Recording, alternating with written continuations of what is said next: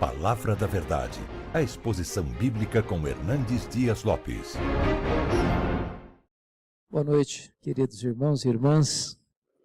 Privilégio estar com vocês nesta noite. Privilégio estar com o pastor Sérgio mais uma vez. E a minha expectativa é que esse tempo seja um tempo abençoador para todos nós. Abra sua Bíblia comigo, por gentileza, no livro de Cântico dos Cânticos, capítulo 4. Cântico dos Cânticos, capítulo 4.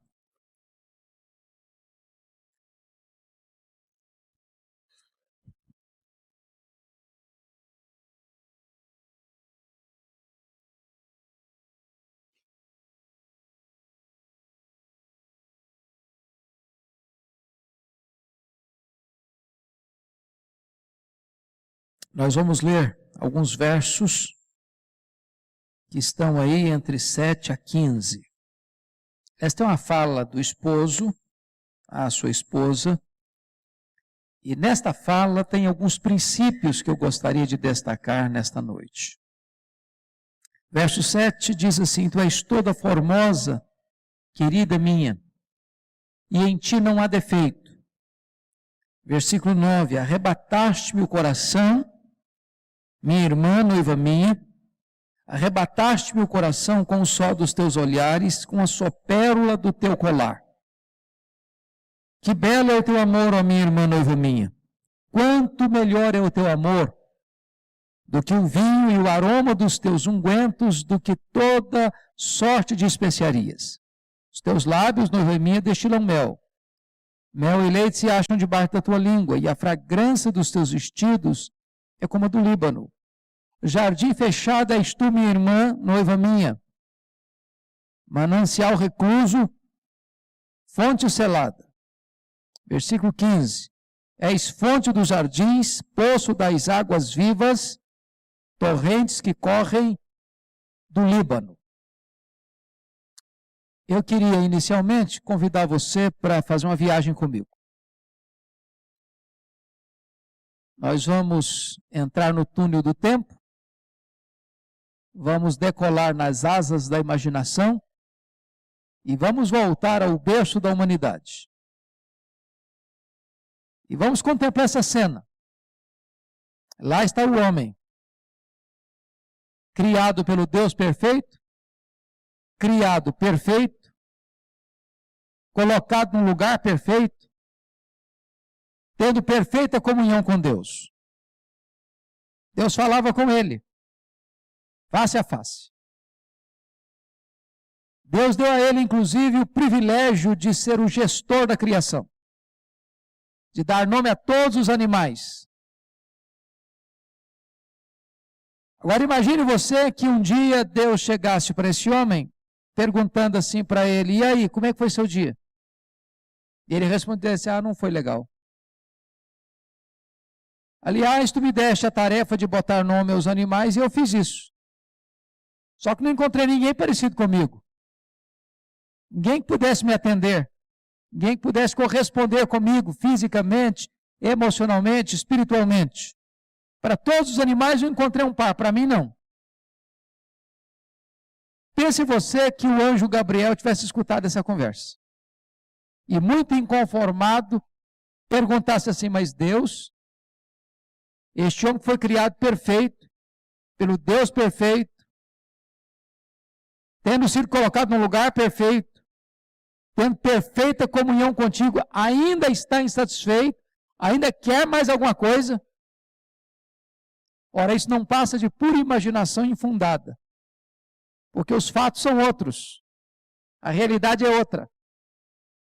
Porque quem descobre que alguma coisa não está legal, não é o homem, é o próprio Deus.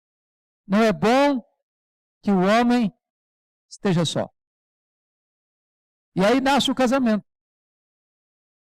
Não no coração do homem, no coração de Deus. Não na terra, no céu. De tal maneira que o casamento é uma instituição não humana, mas divina. E quando Deus faz o homem dormir e tira da costela dele, e diz Agostinho, não tirou da cabeça para não mandar nele, não tirou dos pés para ser mandada e comandada e escravizada por ele, mas tirou da costela para estar do lado dele, debaixo do braço para ser protegida por ele, pertinho do coração para ser o centro dos afetos dele. E quando Adão acorda do seu sono, ele viu uma Miss Universo do seu lado. É bem verdade que só tinha ela. Mas exclamou, esta sim, afinal, é carne da minha carne, osso dos meus ossos, por isso chamasse-a varoa, porquanto o varão foi tomado. Entretanto, esse casamento que foi instituído por Deus para ser uma fonte de felicidade, para ser um jardim grinaldado de flores, pode se transformar num deserto. Você e eu podemos fazer do casamento um campo verdejante, um território arenoso, cheio de espinhos. Cenário da nossa liberdade, ou a masmorra da nossa escravidão. Fonte do nosso prazer, ou o território do nosso maior desgosto. Você escolhe. Se um dia você visitar Israel, e eu recomendo que faça isso, visite o Museu Yad Vashem, o Museu do Holocausto. Museu que retrata o drama que os judeus viveram na Segunda Guerra Mundial. Ali tem um departamento do museu dedicado às crianças. 1,5 milhão de crianças foram mortas na Segunda Guerra, trucidadas no Holocausto. E você, ao entrar naquele museu, na área infantil, está tudo escuro. E há ali 1,5 milhão de velas acesas. E ao você entrar, segurando num corrimão, você vai escutando a chamada das crianças que foram mortas. E via de regra, quando você chega do outro lado, você tem algumas lágrimas, certamente, cobrindo o seu rosto. Ali não tem 1,5 milhão de velas acesas. Ali tem 5 velas acesas. Mas num jogo de espelhos, você vê 1,5 milhão de velas acesas. Isso me leva à lenda da casa dos 10 mil espelhos. Diz a lenda que essa casa, que tinha 10 mil espelhos, quem entrasse ali se via multiplicado 10 mil vezes. E então diz a lenda que um cachorrinho faceiro, serelepe, caminhando pela rua, atraído por essa casa, entrou. E quando entrou, ele ficou encantado, porque ele viu 10 mil carinhas sorrindo para ele. E ele disse, esse é o melhor lugar do mundo, eu sempre quero voltar aqui. Diz a lenda que pela mesma rua também caminhava um cachorrinho rabugento, de mal com a vida, rosnando para quem aparecesse para ele, arreganhando os dentes para quem encontrasse a ele pelo caminho, atraído pela casa, também entrou. E quando ele entrou, se deparou com um quadro horrível. Ele viu 10 mil carinhas rosnando para ele, arreganhando os dentes para ele. E ele disse, esse é o pior lugar do mundo, eu nunca mais quero voltar aqui. Ora, a lenda é autoexplicativa. Você e eu nos reproduzimos dentro da nossa casa. A nossa casa tem a nossa cara. A nossa casa reflete quem nós somos. Se você é uma pessoa otimista, alegre, bem-humorada, feliz, a sua casa respira isso. Mas se você é uma pessoa que murmura, que reclama, mal-humorada, deprimida, está sempre de mal com a vida e com as pessoas, a sua casa vai ter exatamente esse clima. Você decide. Você escolhe. O texto que nós lemos vai falar de princípios para um casamento feliz. E eu queria que você, então, atentasse para esses princípios. O primeiro princípio está no versículo 7. É o princípio do elogio. Tu és toda formosa, querida minha, e em ti não há defeito. A primeira coisa que eu sinto, e talvez você também ao ler esse texto, é o seguinte: parece que esse cara morava na Lua. Ah, morava num outro planeta, não é possível. Ou você chega à conclusão que ele não está sendo honesto. Porque eu pergunto para vocês, depois de Adão e Eva, exceto Jesus, alguém pisou nesse planeta sem defeito? Existe essa pessoa? Você tem o endereço dela? Dá para me dar o CPF dela? Ora, se não tem ninguém sem defeito, por que eu diz isso? Tu és toda formosa, querida minha, e em ti não há defeito. Por uma razão muito simples. O amor não se concentra nos defeitos, o amor se concentra nas virtudes. Se você ficar ligado, atento, concentrado, apenas nos defeitos do seu cônjuge, eu vou lhe dizer que você vai ficar tão ocupado que vai não ter tempo para fazer mais nada. Seu papel não é identificar os defeitos do seu cônjuge para tentar melhorá-lo. Seu papel é identificar os pontos positivos do seu cônjuge e destacá-los.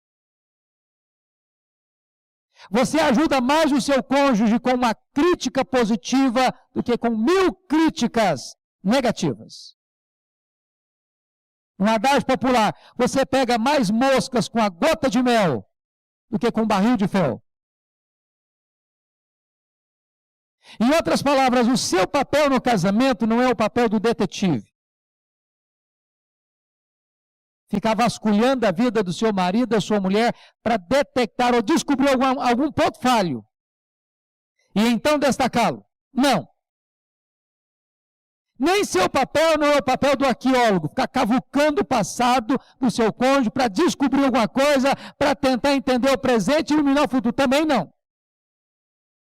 Seu papel é identificar quais são os pontos positivos e enaltecê-los. Deixa eu dizer outra coisa. Que o seu marido, que a sua mulher estão sendo elogiados, eu não tenho dúvidas. A pergunta é por quem? Por quem? Porque se você não está vendo nada para elogiar, alguém está vendo. E mais, está elogiando.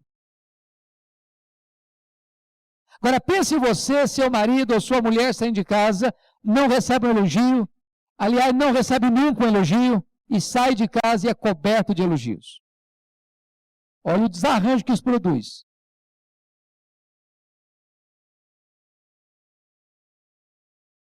Agora outra coisa. Note que o elogio não é indireto. Ele não está elogiando a sua amada para os amigos. Eu conheço marido que elogia a esposa para os amigos. A minha mulher é uma bênção. Coitadinha, nunca escutou isso dele. O meu marido é uma bênção, mas ele nunca ouviu isso dela. Ele está falando para ela: tu és toda formosa, querida minha, e em ti não há defeito. Está olhando os olhos dela e fazendo elogio. Agora, eu sei que vocês que estão aqui são pródigos em elogios, eu não tenho dúvida disso. Não é verdade? Por exemplo, qual foi a última vez que você elogiou seu marido por ele ser um homem honesto, íntegro, trabalhador? Você nunca passou vergonha com um cobrador batendo a porta da sua casa e envergonhando você diante dos seus filhos. Aí vocês dizem: mas isso é mais obrigação dele. É verdade, mas tem muito marido que envergonha a esposa porque não é honesto. Qual foi a última vez que você elogiou sua mulher? Porque você pode receber uma visita de surpresa, sem passar vergonha. Porque a casa está em ordem, não passou um tsunami por lá. Ah, mas isso é mais obrigação dela. Mas tem muita mulher que a casa é uma bagunça. Elogio. Nós precisamos cultivar elogio. Aí você, mas isso é bobagem. Até na igreja eu escutei isso. Não, a gente não pode elogiar não, porque senão o elogio produz soberba. Bobagem. Bobagem, lê a Bíblia. A Bíblia está cheia de elogios. Lê as cartas de Paulo. Paulo cobre seus companheiros, seus cooperadores de elogio. Você e eu temos necessidades da alma que precisam ser supridas. Então aprenda a elogiar. Pastor, mas é complicado. Elogie então pelo menos pela fé, pelo amor de Deus. Elogie. Faz parte do princípio de um casamento feliz. Deixa eu ilustrar isso melhor. Vamos imaginar, você sabe que o homem é um ser meio complicado, sabe? O homem não consegue pensar em duas coisas ao mesmo tempo. O homem não é preso em determinados detalhes, não é verdade? Você vai a uma festa de casamento, por exemplo, com seu marido, com a sua mulher, aí pergunta para o maridão assim, e aí, como é que foi a festa? Ele responde assim, foi jóia. E aí não tem mais nada a acrescentar, é isso mesmo, só isso. E é tudo isso. Aí pergunta para a esposa, e como é que foi a festa? Ela diz, você precisa de ver o arranjo que tinha em cima da mesa. Olha, a renda do véu da noiva era uma coisa internacional.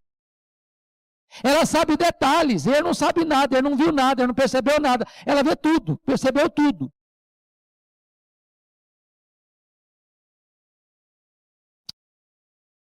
Agora, pense você que essa mulher recebe o convite com o marido, é claro, para ir naquele casamento do ano. Sabe aquele casamento que você gasta o dinheiro do mês inteirinho num vestido? Eu sei que vocês não fazem isso.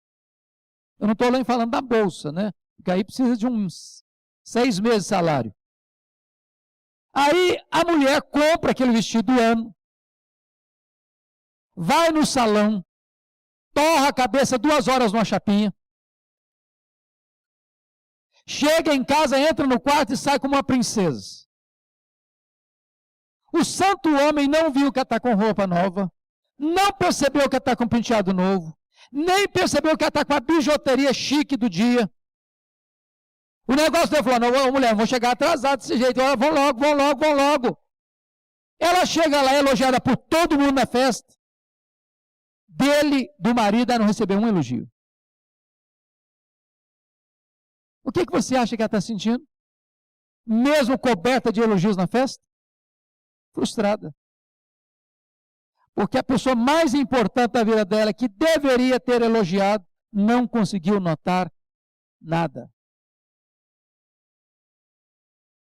Tu és toda formosa, querida minha, e em ti não há defeito. Primeiro princípio, um casamento feliz, o elogio. Vamos ao segundo princípio. Olha o versículo 9 comigo. É o princípio do romantismo. Arrebataste-me o coração, minha irmã noiva minha, arrebataste-me o coração com o sol dos teus olhares, com a sua pérola do teu colar. Notem vocês a linguagem de êxtase. Arrebataste-me o coração. Você se lembra do namoro, não lembra?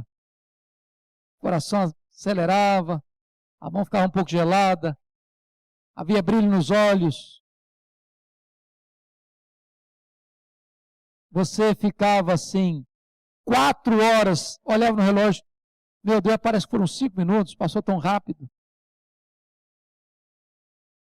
E aí você percebe uma coisa, que diz os entendidos que o homem gosta de olhar e as mulheres gostam de ser olhadas. As mulheres gostam de detalhes e os homens não conseguem enxergar detalhes. Porém, o homem romântico, sabendo que a mulher gosta dos detalhes, fica atento a eles. E você percebe que ele está destacando 2 coisas. Uma inerente, o olhar, e um adereço. A pérola do colar. Eu não estou olhando o colar todo não, eu estou destacando uma pérola do colar. Sabendo que a mulher gosta de detalhes, um homem romântico é preso aos detalhes. Agora notem isso. A nossa geração parece que está desaprendendo esse negócio de romantismo. Há poucos dias eu escutei uma mulher dizendo assim, pastor, parece que os homens hoje ficaram todos casca grossa. Acabou o romantismo. Acabou o cavalheirismo. Eu sei que vocês aqui são românticos. Não estou falando por causa disso. Por exemplo, eu sei que você leva flor para sua esposa, mesmo sem ser aniversário dela, mesmo sem ser aniversário de casamento, mesmo sem ser aniversário da sogra. Eu sei que vocês levam de vez em quando a florzinha. Não é verdade? Por exemplo, maridão, todo mundo aqui abre a porta do carro para a esposa entrar, correto? Claro. Chega no restaurante, nem espera o garçom puxar a cadeira, o próprio marido faz isso. Não é verdade? É assim? Há poucos dias eu fui convidado para um jantar e o casal que estava me levando, obviamente eu fui no banco de trás, né? Banco de trás. E quando eu saí, eu virei, me postei à frente à porta da esposa e perguntou, mas você não vai descer? Ela me respondeu, eu nunca precisei abrir a porta do carro. Eu falei, toma, aprende. Ué.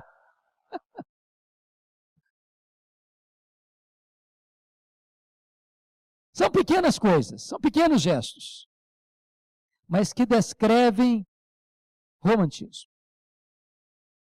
E romantismo não é apenas na época da lua de mel, não, gente. Isso é uma prática que se cria, que se desenvolve ao longo da vida. É investimento que se faz ao longo da vida. Eu estava lendo acerca de um senhor de 80 anos, que era o cliente mais assíduo à floricultura do seu bairro. E todo sábado ele ia lá e pedia para o dono da floricultura, eu quero o melhor buquê de rosas que você tem. E o homem fazia com todo carinho. Semana após semana, mês após mês, ano após ano.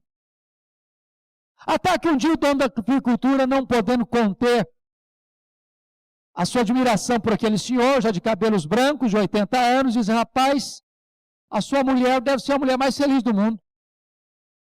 Eu tenho muitos clientes, mas ninguém igual a você. Tão assíduo como você. Tão zeloso e cuidadoso como você. Acho que a sua mulher deve ser muito feliz ao receber essas flores há tantos anos, há tanto tempo. E ele respondeu para aquele floricultor, não, a minha mulher nem sabe. Eu falei, como assim não sabe? Você leva flor para ela toda semana e ela não sabe? Não, não sabe. Mas como assim? É que ela tem Alzheimer há muitos anos. E ele disse, bom, se ela tem Alzheimer e não sabe que é você quem leva flor para elas, por que você leva então?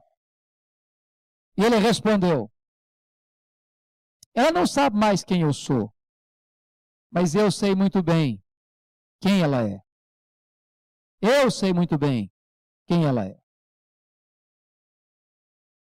Casamento exige investimento, irmãos. Investimento. E o romantismo é isso. É você investir. É você ser cavalheiro. É você ser atencioso. É você ser amoroso. Diz os entendidos que se o homem é atraído pelo olhar, a mulher é atraída por aquilo que ela escuta. Portanto, não tem nada que machuca mais uma mulher que palavras duras. Homem casca grossa. Homem que trata a esposa sem delicadeza. É por isso que, numa pesquisa que eu já fiz várias vezes entre os casais, sabe qual a conclusão que eu cheguei? E tem isso registrado nos livros. Que 98% das mulheres reclamam das mesmas coisas. 98%. Sabe qual é a minha tristeza? É que eu acho que eu estou incluído nessa estatística. 98% das mulheres reclamam de falta de carinho. Mas tem, claro, a contrapartida, viu? 95% dos homens também reclamam das mesmas coisas. 95%. Os homens reclamam de falta de sexo. A mulher não procura nunca, ou quase nunca. E aí você vai entender os dados. O homem não dá carinho, A mulher não procura para o sexo. A mulher não procura para o sexo. O homem não dá carinho. E os dois passam fome no banquete.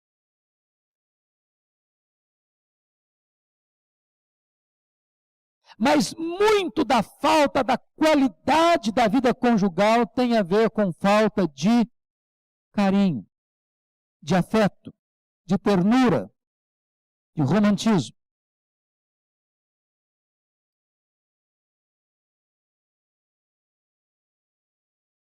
Por exemplo, depois de um dia estressante, como é que eu reencontro de vocês? Desabafar das agruras do dia? Eu dou um abraço, dou um beijo, palavras de afeto, de ternura. Porque às vezes as pessoas até são educadas e polidas com os de fora, mas quando chega em casa despeja todo o estresse do dia. Aí machuca ainda mais. Me lembro daquele camarada que era vendedor ambulante. Sabe aqueles vendedor de chamava de mascate? Saía com a mala cheia de produto, vendendo de porta em porta. Esse camarada um dia chegou na sapataria e perguntou para o vendedor assim: tem sapato Vulcabras aí? Só os cabeças brancas sabem o que é sapato Vulcabras. Aí o dono falou: tem, sim, senhor. Aí você sabe que todo vendedor de sapato, ele é estratégico. Ele olha para o pé do cara, já dá uma olhada no número. Ele traz 3 números, para não perder a viagem.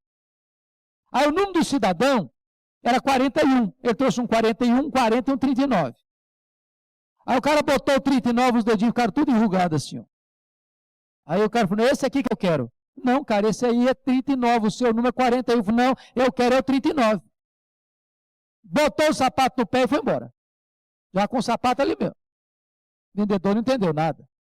Passado um ano, o mesmo vendedor chega na mesma loja, procura o mesmo comercial, o mesmo atendente, diz: tem sapato Vulcabras? Tem, sim, senhor. Ah, me lembro de você, seu número é 41, não, eu quero um 39.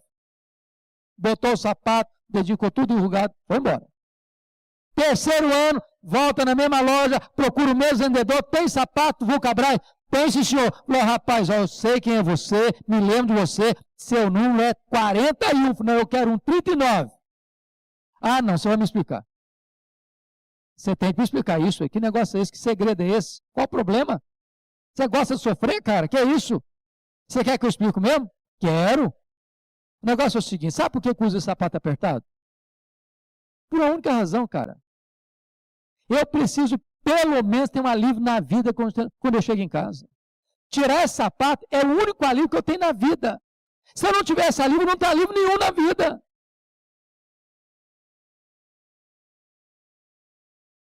Tem muita gente usando sapato apertado por aí, viu? Fica esperto.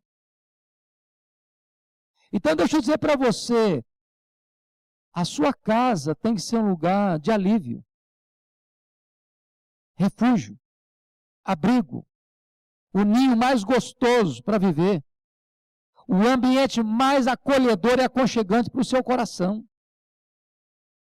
Você tem que tratar a sua mulher, você tem que tratar seu marido com tamanha ternura que ele e ela tenham pressa para voltar para casa, para vocês estarem juntos. Vocês não podem perder aquele êxtase, aquele arrebatamento.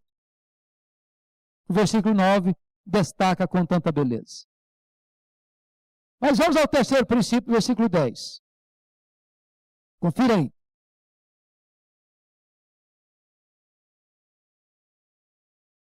Que belo é o teu amor, ó minha irmã, noiva minha. Quanto melhor é o teu amor do que o vinho, o aroma dos teus ungüentos, que toda sorte de especiarias. O terceiro princípio é o princípio do amor. Quem já leu aqui o livro de Gary Chapman, As 5 Linguagens do Amor? Alguém já leu? 5 Linguagens do Amor, ok? Essa palavra amor, diz Gary Chapman, não é entendida por todo mundo do mesmo jeito. Ele diz que para algumas pessoas, amor é você dizer eu te amo. Se você não falar para sua mulher eu te amo, você pode fazer e acontecer que ela não vai se sentir amada. Porque a linguagem dela é a verbalização do amor. Para outra pessoa, amor é serviço. Se você não ajudar a lavar a louça do jantar, você não ama coisa nenhuma. Não adianta você fazer discurso. Porque a linguagem que a pessoa entende é serviço. Para outra pessoa, amor é tempo de qualidade. Se você não reserva tempo para estar perto, para estar junto, você não ama coisa nenhuma. Para outra pessoa, em quarto lugar, amor é toque, é beijo, é abraço, é a pessoa sensitiva. Se você não é grudento, você não ama coisa nenhuma. Para outra pessoa, em quinto lugar, amor é cartão de crédito. Se você é um marido munheca, mão de vaca, pão duro, então você não ama coisa nenhuma. Agora, notem você que quando você ama, 3 coisas acontecem. Primeiro, quem ama, declara que ama. Não dá para mais escondido. E eu não vou falar hoje, porque hoje, encontro de casais, eu tenho certeza que já aconteceu algumas coisas por aí. Mas qual foi a última vez que você olhou nos olhos da sua mulher ou do seu marido e disse, eu te amo? Mas não é aquele te amo assim, desencargo de consciência, não. Não é te amo igual papagaio também, não. Eu te amo, olhando nos olhos. Pastor Sérgio, uma das frustrações do meu pastorado, porque o primeiro cerimônia de casamento que eu fiz, lá em Bragança Paulista, começando meu pastorado, lá nos idos de 82, depois de um ano que eu fiz a cerimônia, o casal voltou ao meu gabinete. E a mulher estava brava, muito brava. E ela me disse assim, pastor, a última vez que o meu marido me falou que me ama, foi aqui no dia do casamento. E ele olhou para ela desconfiado e falou, mas precisa falar de novo? Ué, não falta nada para você? Coitadinho, não tinha entendido nada. Pior do que esse, foi aquele que disse lá no altar assim, olha, hoje eu estou te avisando que eu te amo. Se um dia eu me arrepender, eu te aviso. Vamos encurtar a conversa, porque é melhor ficar calado. Quem ama, declara que ama. Segundo, quem ama tem tempo para a pessoa amada. Se você ama sua mulher, se você ama seu marido, você quer estar perto. Você procura tempo para estar perto. Você tem tempo. E deixa eu ilustrar isso com experiência pessoal. Eu fui pastor solteiro 5 anos. E no ano de 1985 eu fui para Vitória. Em 1986, nós recebemos lá em Vitória a reunião do Supremo Concílio da nossa igreja. Nós somos os hospedeiros do Supremo Concílio. E era mês de julho. Aí um colega de turma, reverendo Elquias, que era pastor numa cidade do sul do estado, cidade de Una, chega para mim e diz assim, você pode pregar na minha igreja esse ano? Eu peguei minha agendinha, olhei para lá, olhei para cá, chegando à igreja, tanta coisa para fazer. Pastor, esse ano eu não posso. E estava sendo honesto com ele. Só que naquela semana do Supremo Concílio, tivemos uma concentração lá em Vitória. Caravanas de várias cidades do estado foram para lá. E uma jovem muito bonita da igreja dele também foi. E eu conheci essa jovem. E essa jovem bonita é minha esposa há 29 anos. E eu fui na igreja daquele pastor amigo 9 vezes naquele ano. 9 vezes. Eu não tinha agenda. Mas eu fiz agenda. Quem ama, tem tempo para a pessoa amada. Terceiro, quem ama, procura agradar a pessoa amada. Não dá para amar e fazer da vida do outro um inferno. Não dá. Já leram por aí que o camarada matou por amor? Eu não quero ser amado assim.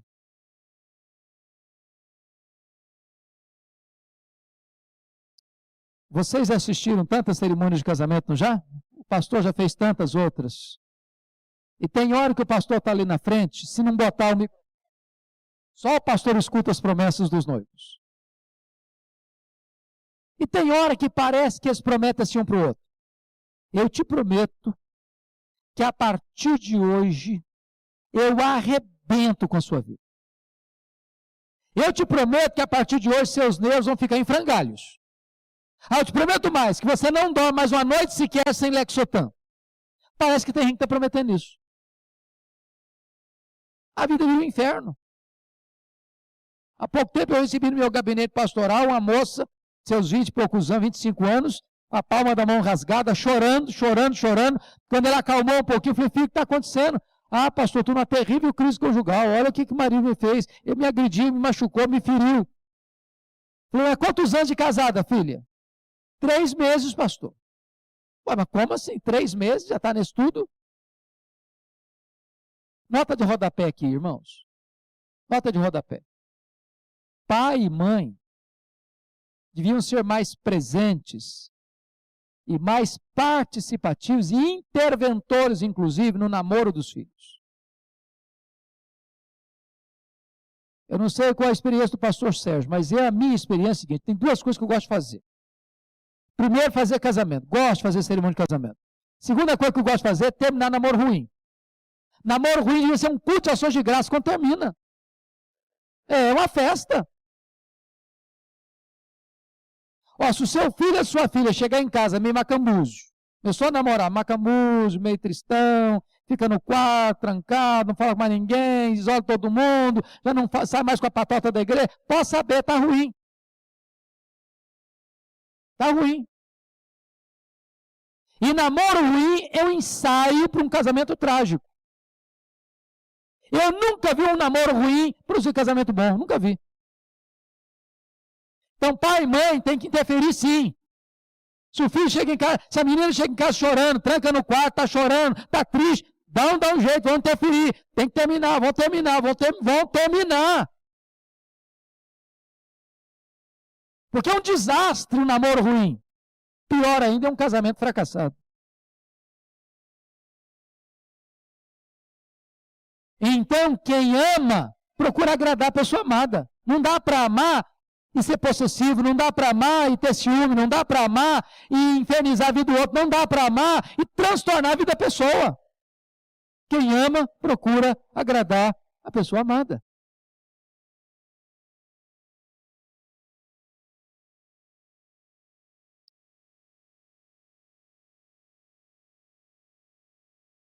Quarto princípio. Vamos nós. Está aí no versículo 11. Os teus lábios novamente destilam mel. Mel e leite se acham debaixo da tua língua e a fragrância dos teus vestidos como a do Líbano. É o princípio da comunicação. Aqui está, diz a Bíblia, a alma do casamento, porque lá em Provérbios 18, 21 diz que a morte e a vida estão no poder da língua. Quem bem a utiliza, come do seu fruto. Ou seja, você pode dar vida ou você pode matar o seu casamento, dependendo da maneira como você se comunica. Você se comunica com palavras, você se comunica com silêncio, você se comunica com tom de voz, você se comunica com olhar, você se comunica com gestos, você se comunica sempre. A pergunta é como é que eu estou me comunicando com meu cônjuge? Às vezes a pessoa prefere briga do que indiferença. Alguém já disse que o antônimo de amor não é ódio, é indiferença. Dá um gelo. É ignorar. Fazer de conta que a pessoa não existe. Comunicação. E sabe o que eu acho curioso e até contraditório? É que nós vivemos no século mais empolgante da história da humanidade. Você já parou para perceber o privilégio que você tem de viver hoje?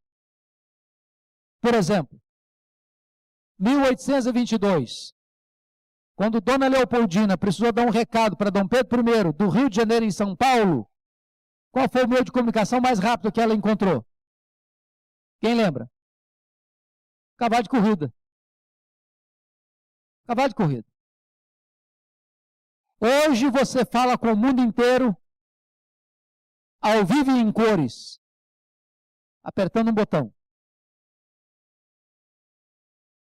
Por outro lado, hoje você tem 10 mil, 50 mil amigos no Facebook e talvez poucos ou quase nenhum amigo para olhar nos olhos. Você está plugado comunicação virtual e perdendo a comunicação real. Você vai num restaurante, tem 5 pessoas ao redor da mesa, ninguém batendo papo, todo mundo plugado no seu smartphone. Eu conheço família onde se convida para o almoço ou para o jantar pelo Zap, porque ninguém conversa mais. O símbolo da mesa está morrendo nas famílias. Mesa. Eu estava falando com o pastor Sérgio, eu me emocionei muito. Essa semana agora eu fui visitar uma tia que tinha 50 anos que eu não via, né? Que eu tenho tantos anos, tinha 8 anos quando ela não me viu mais. Ela tinha se mudado, nunca mais tinha visto. Ela tem 13 filhos, 33 netos, 40 e tantos bisnetos, morando tudo numa cidade só. Eles se reúnem todo dia praticamente. Passam por lá.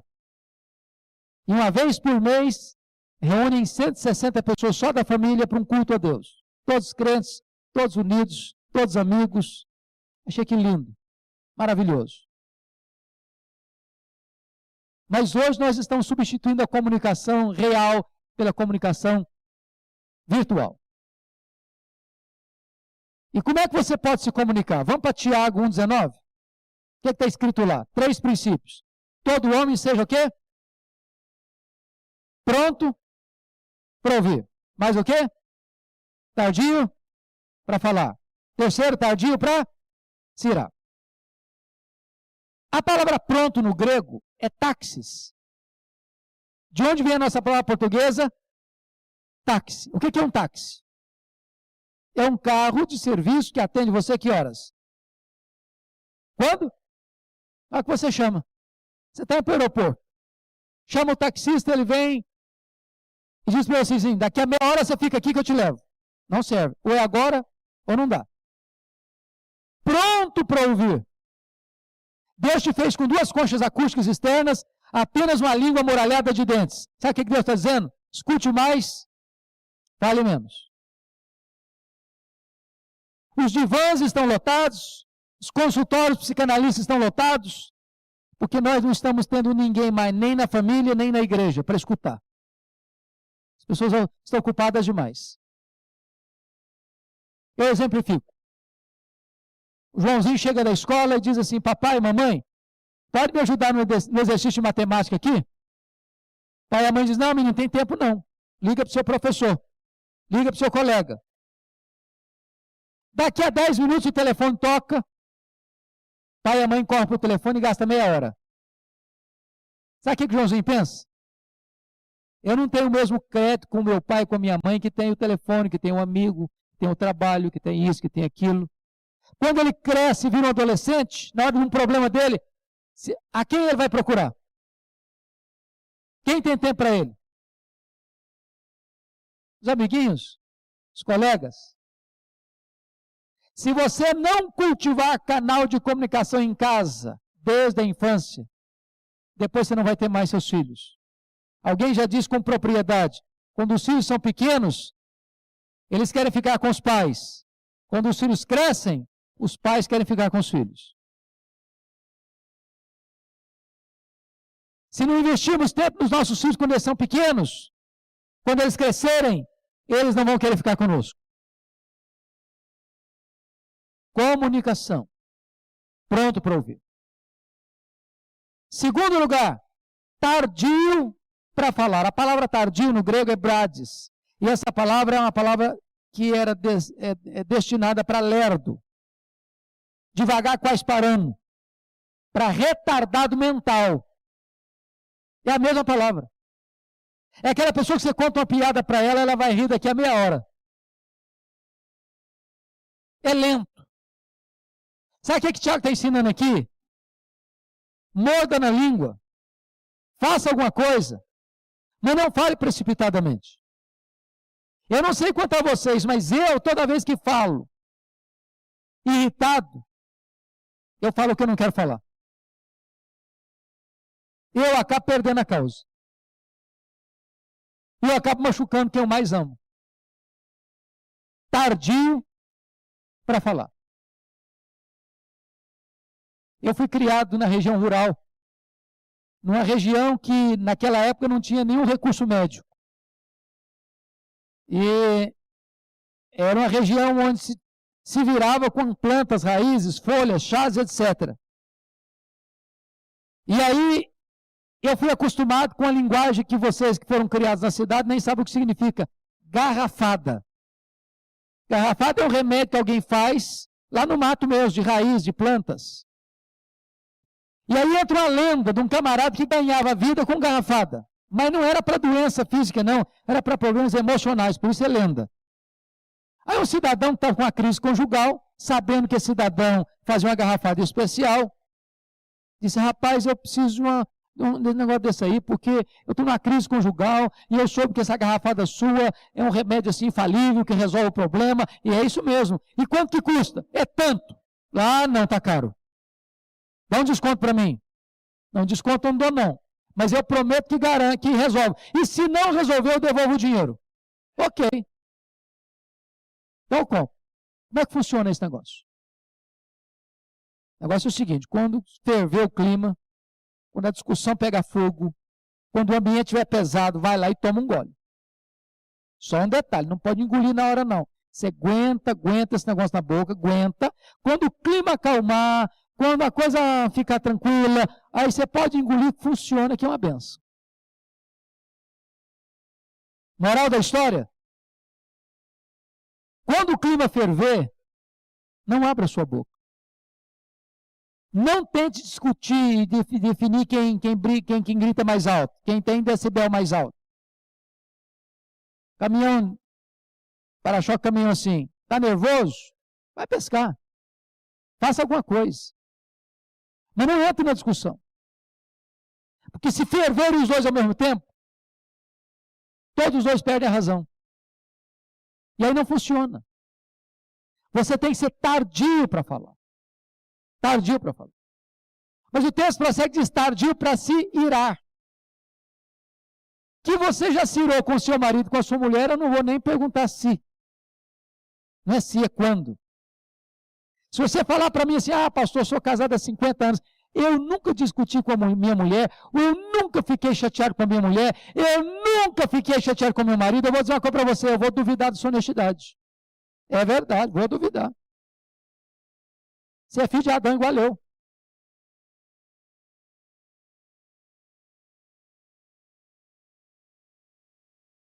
Eu estava em Charlotte, na Carolina do Norte, visitando o museu do Dr. Billy Graham, e dentre as muitas histórias interessantes do casal Billy Graham e Ruth Graham, e a dona Ruth tinha falecido naquele ano que eu estive lá, uma me chamou muita atenção. Perguntaram um dia assim para a dona Ruth Graham, dona Ruth, alguma vez a senhora pensou em se divorciar do Dr. Billy Graham? Ela respondeu assim, divorciar-me dele eu nunca pensei.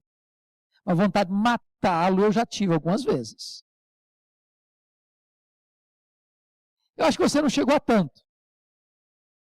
Torcer o pescoço do marido, né? Não chegou a tanto. Mas tem duas maneiras perigosas de lidar com a ira, sabia? A primeira delas é aquilo que J. Adams chama de a ventilação da ira, a explosão da ira. Você conhece gente estupim curto? Conhece? Conhece gente que nem estupim tem, é pólvora seca pura?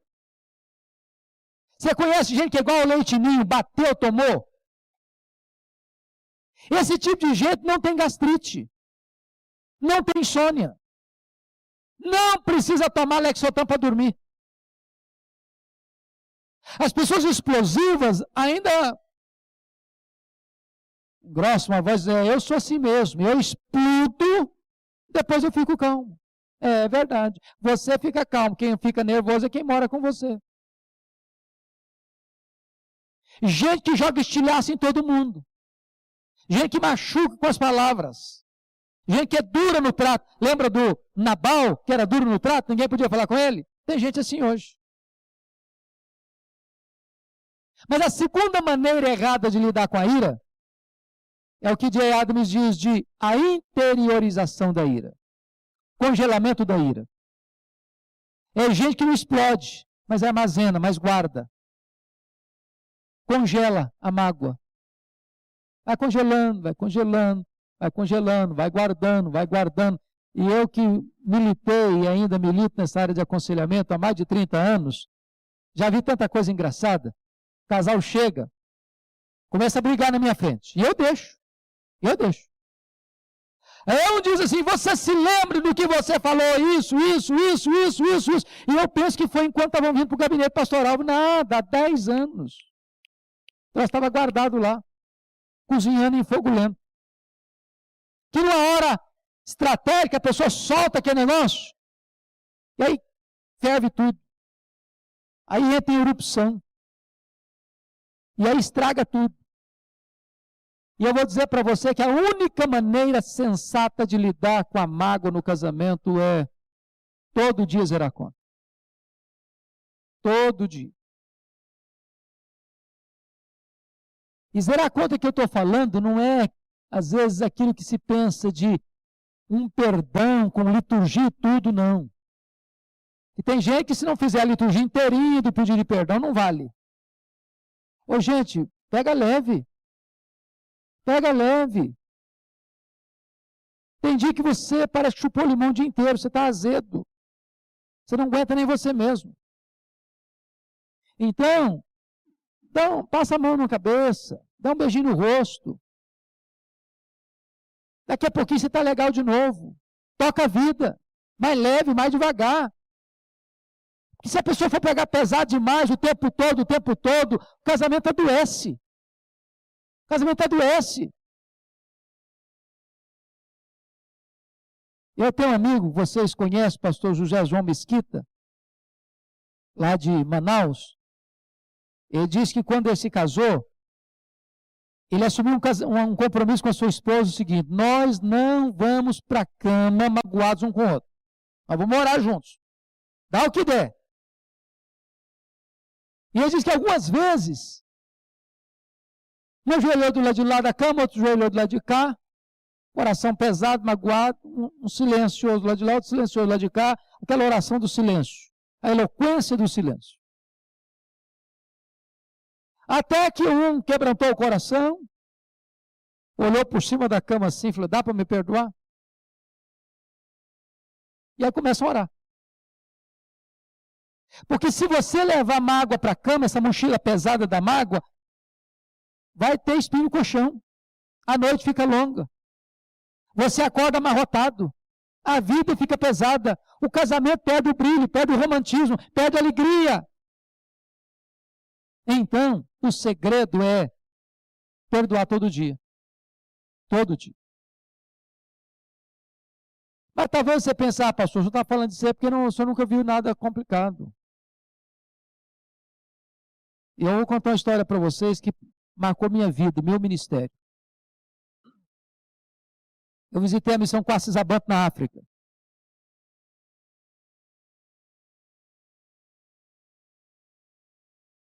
Eu não sei quantos já leram. O pastor Augusto Nicodemos escreveu um livro, compilou um livro chamado Reavivamento na África do Sul. Alguém já leu esse livro aqui? 2 pessoas. Você leu também? 3 pessoas. O dia que você encontrar esse livro, leia, por favor. Reavivamento na África do Sul. Pastor Hélio Sting pregava, armava uma tenda, pregava para os Zulus, uma tribo feiticeira, animista.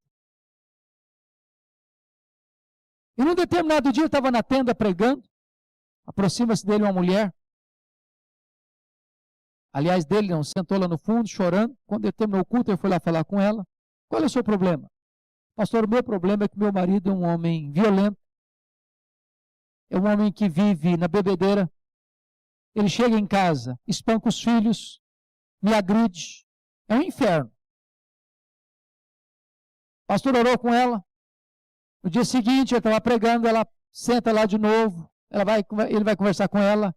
Qual o seu problema? Não tem problema. O problema é aquele inferno, aquele homem que tem lá em casa. Aquele homem é uma praga, aquele homem é isso, aquele xingava o homem, falava tudo quanto é propério, etc, etc. Terceiro dia, mesma cena. Aí o pastor disse: você quer resolver esse problema? Quero. Eu não sei como, não. Vamos fazer o seguinte: você vai passar agora num souvenir, compra uma bacia nova. Quando o seu marido chegar, falando impropérios, bêbado, bota uma aguinha morna na bacia, diz, querido, vem cá, vou lavar seus pés. Ah, mas eu não faço de jeito nenhum. Jogar água quente na cabeça dele eu jogo, mas lavar os pés dele eu não lavo de jeito nenhum. Mas você quer resolver o problema? Eu quero, mas isso eu não faço. Com muito custo ela resolveu topar a parada. O maridão chegou bêbado, falando impropérios. Querido, vem cá, senta aqui, deixa eu lavar seus pés. Ele estava tão bêbado que ele não entendeu o que estava acontecendo. Segundo dia, idem. Querido, vem cá, quer lavar seus pés. Aí ele falou, mulher, você ficou doida? Você pirou? O que está acontecendo com você? Ela respondeu, não, é que eu fui na igreja e o pastor me orientou a fazer isso. Lá, se esse homem te orientou a fazer isso, eu quero conhecer esse cara. E ele foi. Primeiro dia que ele foi, Jesus converteu o coração dele. Essa família se tornou a família mais estratégica dessa missão. Os filhos desse casal se tornaram missionários dessa missão. A filha deste casal era regente dessa missão. Essa mulher ficou morta, quase 17 horas no caixão. Quando ela estava sendo levada para o cemitério, Jesus a ressuscitou dentre os mortos. E eu ouvi pessoalmente o testemunho dela. E se você quiser ler essa história, leia no livro God Among the Zulus, Deus entre os Zulus, de Kurt Koch, onde esse e outros tantos milagres estão registrados detalhadamente. Sabe o que eu fico pensando, pastor Sérgio? Se eu tivesse sido pastor daquela mulher, naquela circunstância, se seria esse o conselho que eu teria dado para ela. Se eu não teria dito, minha filha, larga esse traste para lá. Um homem desse não merece, não. Esquece esse cara. Você trabalha, te bate, espanca os filhos. Esquece um negócio desse. Toca a sua vida. Isso me ensina uma coisa. Que quando você se comunica com amor e graça, não tem causa perdida. Não tem casamento irrecuperável. Não tem problema sem solução. Não tem. Talvez nós estamos adotando medidas erradas, mas quando nós dependemos da graça de Deus e nos colocamos nas mãos de Deus, não há casamento sem esperança. E eu quero terminar indo com você para o verso 15. És fonte dos jardins, poço das águas vivas, torrentes que correm do Líbano. Eu quero tratar agora da questão do prazer sexual, da questão da sexualidade no casamento. E você e eu temos que admitir que durante muitos anos esse assunto foi tabu na igreja. Nós tínhamos medo ou vergonha. E esse assunto era um assunto meio velado. E o que é maravilhoso é que a Bíblia não tem milindres para tratar desse assunto. O que a Bíblia ensina é que Deus criou o homem e que Deus criou a mulher, que Deus criou o macho, que Deus criou a fêmea, que Deus criou ambos com prazer, com capacidade de sentir prazer e dar prazer. Que Deus criou o casamento para que esse prazer fosse plenamente usufruído de forma pura, santa e deleitosa. De tal maneira que o sexo antes do casamento é pecado. É fornicação. E 1 Tessalonicenses 4 diz que quem entra por esse caminho está debaixo da ira de Deus. Que o sexo fora do casamento é adultério, é pecado. E diz Provérbios 6,32 que só quem quer se destruir comete tal loucura. Mas que o sexo no casamento é ordenança divina. É bom, é puro, é santo e é deleitoso. Então eu queria que você fosse comigo para 1 Coríntios 7, 3 a 5, porque lá Paulo trata desse assunto de forma absolutamente clara. E confira comigo o versículo 3. O marido conceda à esposa o que lhe é devido, e semelhantemente a esposa a seu marido. Para quem pensa que Paulo é machista, equivoca-se, porque ele começa com o direito da mulher. E ele diz que sexo é tanto um direito quanto uma responsabilidade na vida do casal. Notem isso. O marido concede à mulher o que lhe é devido. O que está dizendo é que a mulher tem um direito dado por Deus no casamento, na vida sexual, e esse direito é o prazer sexual. É direito dela. E cabe ao marido satisfazer a sua mulher. Mas por que isso é importante entender? Porque vocês sabem que sexo é uma coisa para o homem e é outra coisa para a mulher. Sexo para o homem é ato, para a mulher é afeto. O homem não precisa ter prelúdio. O homem já vem aquecido de fábrica. Para a mulher, diz Marabel Morgan, o sexo começa no café da manhã. Que se o marido não tratar a esposa com carinho do começo do dia, de noite tem pedra no colchão. Para a mulher, o sexo é afeto, é carinho. Tem que ter o prelúdio. Até porque a dinâmica da sexualidade feminina é diferente da do homem. O homem pode acabar de brigar com a esposa, daqui a 5 segundos ele tem a ereção e está pronto para um sexo 5 estrelas. A mulher não. A mulher não. Ela precisa ter um aquecimento lento. Desculpem da expressão, mas é claro. Alguém comparou o homem com a mulher como fogão a gás e fogão a lenha. Fogão a gás você ligou, pegou. Você aquecer. Fogão a lenha não. Você tem que botar lenha, você tem que botar combustível, você tem que soprar, você tem que fazer e acontecer. Mas depois que pega fogo, aí assa pão o dia inteiro também. Algumas pessoas dizem que a mulher é o sexo mais frágil. Isso não é verdade. A Bíblia não diz isso. A Bíblia diz que a mulher é o vaso mais frágil. A mulher é o sexo mais forte. Quer ver uma coisa? A mulher tem muito mais capacidade para enfrentar dor que o homem. A dor está vindo lá na esquina, o homem já está gemendo. A mulher não. O homem tem um orgasmo, vira para o lado e desmaia, coitadinho. Não aguenta. A mulher tem 1, tem 2, tem 3, tem 4, coitadinho, não aguenta de jeito nenhum. Então não é que a mulher é o sexo mais frágil. E diz o apóstolo Paulo que o homem precisa conceder a ela o que lhe é devido.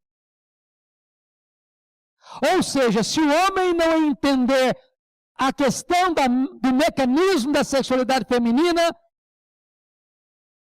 ele vai entrar em campo, querer decidir o jogo nos pênaltis, sem jogar os 90 minutos.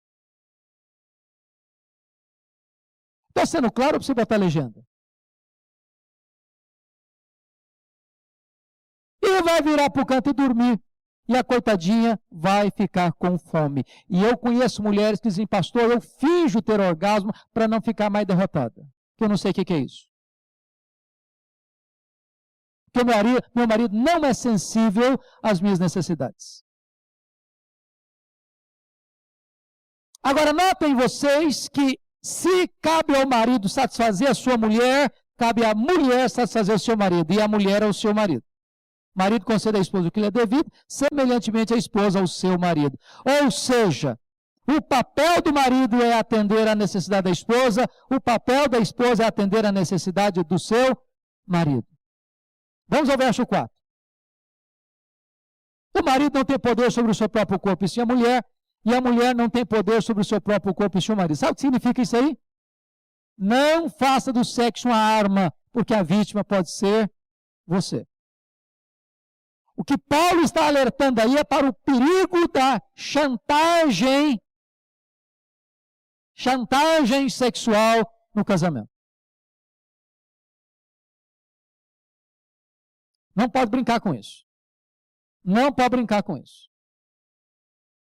Não faça do sexo um jogo, uma arma. E agora nota uma coisa importantíssima aqui, irmãos. E vou fazer uma perguntinha muito simples e básica aqui. Quando é que marido e mulher devam ter uma relação sexual? À luz do versículo 4. Porque Hollywood passa a ideia de que marido e mulher, ou homem e mulher, estão aquecidos em qualquer hora, em qualquer dia, em qualquer circunstância, em qualquer lugar. Vocês que são casados sabem que isso não é verdade. Então, quando é que marido e mulher devem ter uma relação? O texto está respondendo. Quando um dos dois tiver afim. Porque o marido não é dono do seu próprio corpo, sim a sua mulher, e a mulher não é dona do seu próprio corpo, sim o marido. E eu vou lhes dizer agora, nem precisa fazer um longo discurso para o outro entender. Basta um rabiscar de olho e todo mundo entende. Porque às vezes tem umas desculpas assim clássicas, não tem? A tal da enxaqueca, então, é proverbial. Eu tenho um colega que resolveu comprar uma cartela de cibalena. Vocês lembram da cibalena? Só os mais velhos se lembram da cibalena. Botou na cabeceira da cama e disse, porventura, se vieram a enxaqueca, o remédio já está aqui. E eu posso lhes garantir que sexo não faz mal para dor de cabeça, é um santo remédio. É um santo remédio, faz bem para dor de cabeça, para pressão alta, para tudo problema. É uma bênção. Uma bênção. Deixa eu lhes dizer, eu li uma tese séria, profunda, sobre sexualidade há pouco tempo, tese de doutorado. E o autor dizia o seguinte, que nenhum exercício físico é mais completo e aciona todos os músculos do corpo que uma boa relação sexual. Ele diz que uma boa relação sexual corresponde a uma caminhada boa de 2 quilômetros. E aí, sabe qual a lição? Em vez de você ficar dando volta nos quarteirão, faça o favor de fazer o dever de casa. Vai até economizar a academia.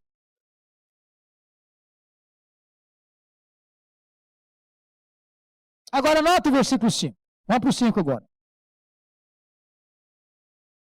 Não vos priveis um ao outro, salvo, talvez, por mútuo consentimento, para vos dedicares à oração e novamente vos ajuntares, para que Satanás não vos tente por causa da incontinência. Agora, notem isso aqui. Sexo antes do casamento é pecado. Sexo fora do casamento é pecado. Não ter sexo no casamento também é pecado.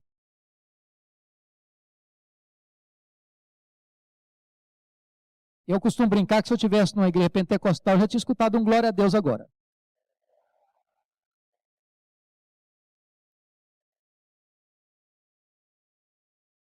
É bom e Deus manda. É uma ordem de Deus. E eu posso lhes garantir que estou falando de algo extremamente espiritual, viu?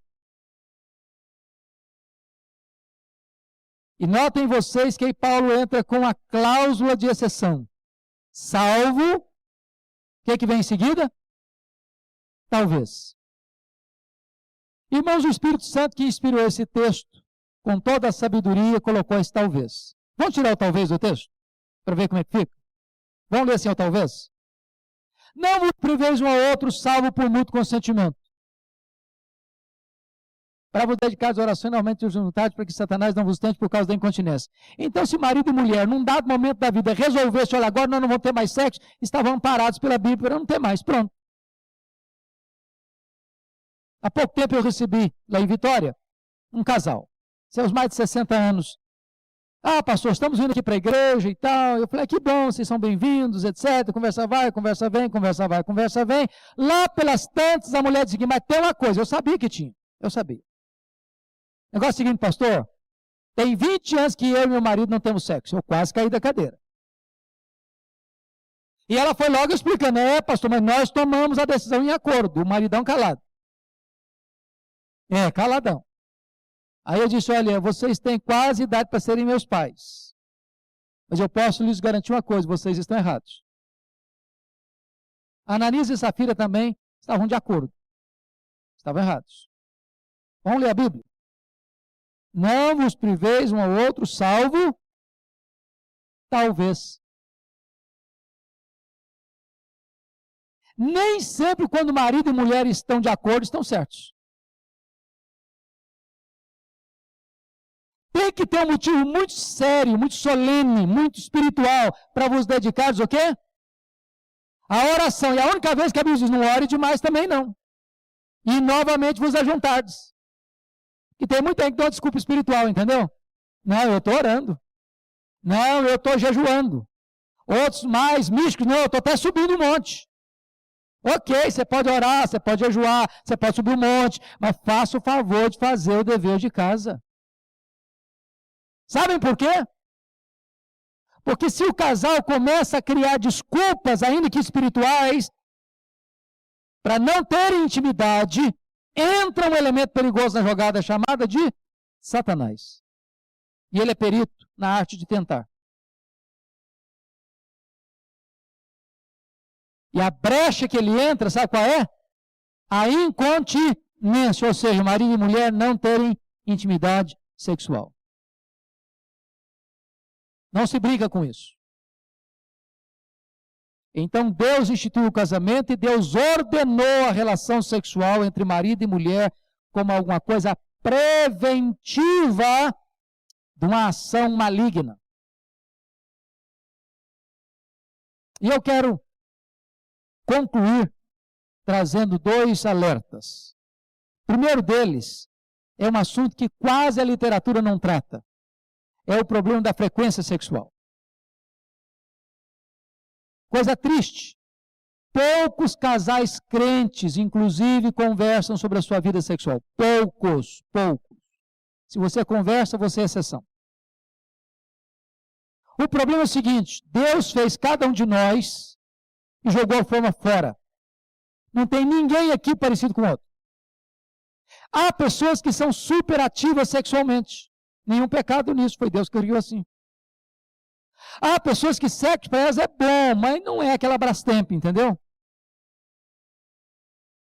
Há pessoas que querem ter sexo todo dia, estou falando de gente casada, hein? Todo dia, inclusive domingo e feriado. Tem outra que 2 vezes por semana já está para lá de bom, já é a cereja em cima do bolo. Só que o casal não conversa. Chegou um dia no meu gabinete um casal que eu tinha feito o casamento deles há 15 anos, líderes da igreja, dizendo o seguinte, pastor, nós estamos nos divorciando. Eu tomei um susto, claro. E o que está acontecendo?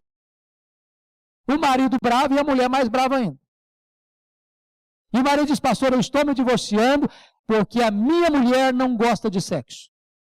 E ela no mesmo tom diz, pastor, eu estou me divorciando porque o meu marido só pensa em sexo. Aí eu brinquei com eles, pelo menos vocês estão se divorciando pelo mesmo motivo. Mas vamos entender esse negócio aí, ué. O problema dele é que ele era um cara superativo sexualmente. Queria ter sexo todo dia, inclusive até feriado, dia de chuva. Para ela, 2 vezes na semana estava bom. Para lá de bom. Mas não conversavam. Qual a conclusão dele? Minha mulher não gosta de mim. Minha mulher não tem prazer em ter sexo comigo. Eu acho que o meu corpo não atrai minha mulher. Eu acho que ela deve gostar de outro. Qual a conclusão dela? Meu marido não me ama, ele gosta da casca, gosta do meu corpo, eu me uso para o prazer dele, mas ele só gosta da casca, ele não gosta de mim. Aí sabe o que eu fiz? Pastor, tem hora que tem que ensinar matemática para o povo. Matemática. Eu falei, vem cá, vamos resolver isso aqui assim. Quer dizer que você quer ter sexo todo dia? É isso, pastor, resolve a minha vida, ué. Isso é uma bênção para mim. Tá bom, então, você quer todo dia, ok. 7 dias na semana, 7, ok. E para você, filho, como é que é o negócio? Não, pastor, 2 vezes a semana está para lá de bom. Ah, 2 tá bom? Bom, então tá bom. 2. 7 mais 2 dá quanto? Dá 9. Divide por meio, 4,5. Vamos suspender essa média para 5. E não se fala mais nisso. Estão casados até hoje. Dá uma melhorada na média. Entendeu? Vai fazer bem para todo mundo. A última coisa que eu quero alertar para vocês, Hebreus 13:4. Digno de honra entre todos é o quê? O matrimônio e o leito sem mácula. A palavra leito significa o quê em português? Leito significa o quê? Não entendi. Hã? Cama. Cama. Só que a palavra leito aqui não é cama. A palavra leito aqui vem do grego koité, de onde vem coito, relação sexual. Até porque, irmãos, não dá para você saber que toda cama que você deita é sem mácula. Quem já dormiu em hotel aqui?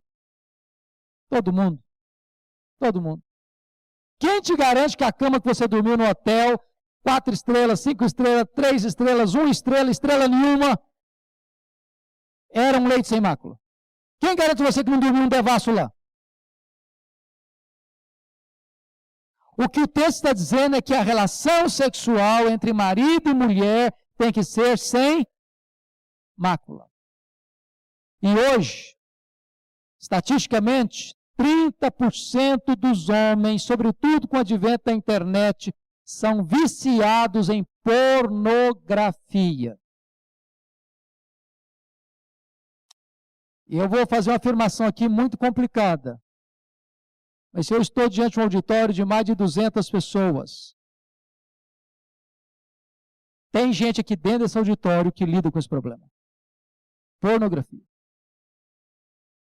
Pornografia é uma droga que escraviza, que vicia, que deturpa, que destrói, que mata.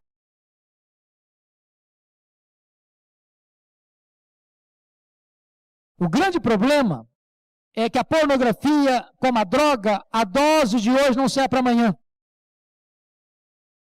Vai levando a pessoa a uma degradação contínua, progressiva. Eu estava morando nos Estados Unidos no ano 2000, 2001, para estudar, quando eu recebi um telefonema anônimo de uma mulher. Diz, pastor, eu sou membro de uma igreja evangélica, meu marido é membro de uma igreja evangélica, mas o meu marido é viciado em pornografia. E ele está no último estágio da degradação. Eu não sei mais o que eu faço. Ela me disse, agora a última dele é que ele quer que eu deite com um amigo nosso para ele assistir a cena, e esse amigo frequenta a nossa casa, e é mais jovem e mais bonito que o meu marido, eu não sei mais o que eu faço. E eu disse para ela, confronte o seu marido. Se ele não se arrepender, abandone o seu marido. É melhor você ser uma mulher divorciada do que ser uma prostituta. Se você ceder ao capricho da fantasia do seu marido, você vira uma prostituta. Confronte-o. Eu jamais esperava isso, mas 6 meses depois, eu estava pregando numa igreja a 2.000 quilômetros de onde eu morava, e eu estou na fila, depois do culto, aliás, na porta da igreja, cumprimentando as pessoas. Aproxima-se de mim uma mulher de seus 25 anos, bonita, estende a mão e diz, pastor, eu sou a mulher que ligou para o senhor no dia tal, sobre tal assunto. E eu disse, e aí, minha filha, o que aconteceu? Ela disse, eu confrontei meu marido. Graças a Deus, ele se arrependeu. Pediu perdão. Deus restaurou meu marido. Deus restaurou meu casamento. Deus salvou a nossa família.